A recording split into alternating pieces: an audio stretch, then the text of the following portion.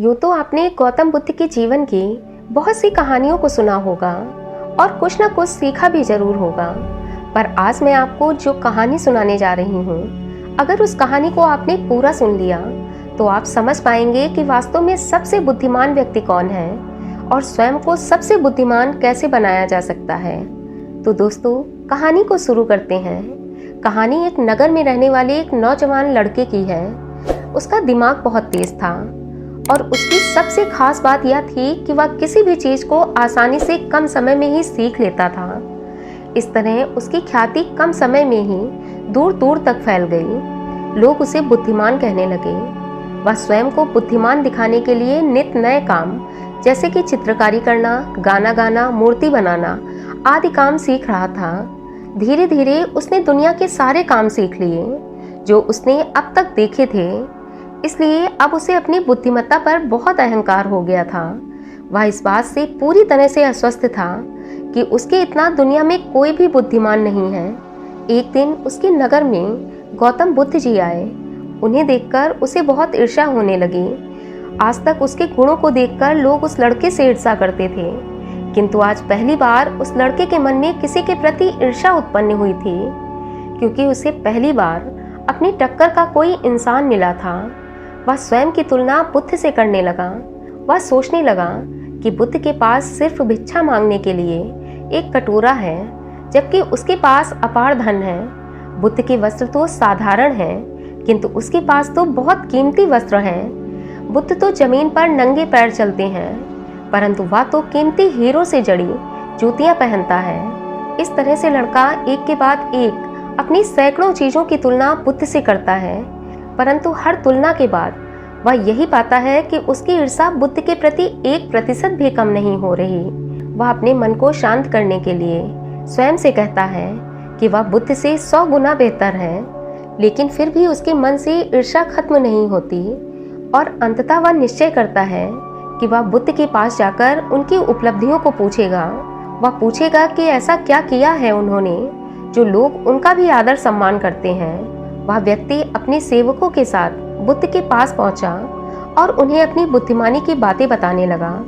उसने कहा कि लोग मेरा सम्मान इसलिए करते हैं क्योंकि दुनिया में ऐसा कोई काम नहीं है जो मैं नहीं कर पाता।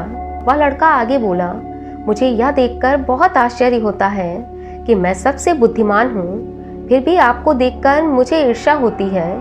आपने ऐसा क्या किया है?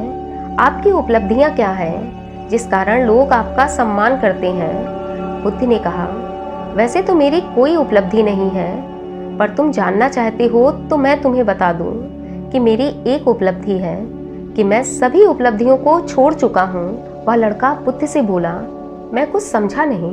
तब बुद्ध कहते हैं कि क्या तुम्हें प्रशंसा अच्छी लगती है? तब उस आदमी ने कहा, भला प्रशंसा सुनना किसको अच्छा नहीं लगता? तब बुद्ध फिर बोले, क्या तुम्हें निंदा भी अच्छी लगती है? तब वह लड़का बोला, हे बुद्ध, निंदा सुनना किसे अच्छा लगता है? बुराई सुनकर लोगों का संयम टूट जाता है। तब बुद्ध मुस्कुराते हुए कहते हैं, जो तुम्हें अच्छा और बुरा लगता है, मैं इन सब से ऊपर उठ चुका हूँ। ना मुझे अपनी निंदा सताती है और ना ही प्रशंसा सुनकर मन आनंदित होता है। बस यही अंतर है तुम में और मुझ में। वह लड़का बोला, भला यह कैसे संभव है? बुद्ध ने कहा, तुमने सैकड़ों काम सीख लिए, लेकिन एक सबसे जरूरी काम को सीखना भूल गए, और वह है अपने मन को नियंत्रण में करना, जो तुमने सीखा ही नहीं। बुद्ध की बात सुनकर वह लड़का समझ गया कि ईर्ष्या का यही कारण है।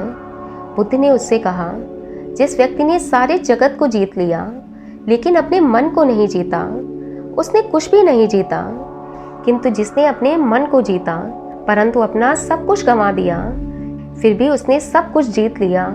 इसलिए वास्तव में बुद्धिमान व्यक्ति वही है जो अपने मन का शासक है, वो नहीं जो अपने मन का गुलाम बन गया है।